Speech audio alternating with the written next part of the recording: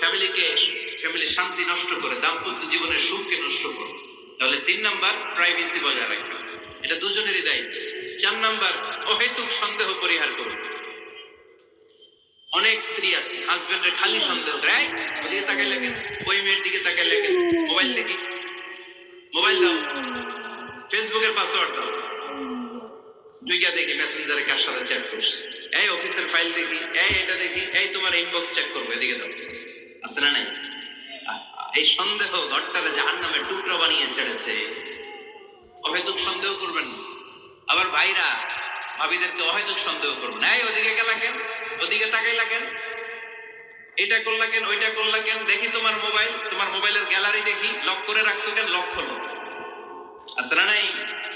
অহেতুক সন্দেহ ফ্যামিলিটারে জাহান্নামের টুকরা বানিয়ে দেয়। হ্যাঁ, ভ্যালিড কোনো অপরাধ যদি স্বামী করে ফেলে, ভ্যালিড কোনো অপরাধ যদি স্ত্রী করে ফেলে, পরকীয়ার কোনো বিষয় যদি প্রমাণিত হয়, বসেন, কনসাল্ট করেন, একে অপরের সাথে কথা বলেন, জিজ্ঞেস করেন। কিন্তু অহেতুক, আমি অনেক ফ্যামিলি এরকম দেখেছি, আমার কিছু বন্ধুকেও আমি দেখেছি যে এদের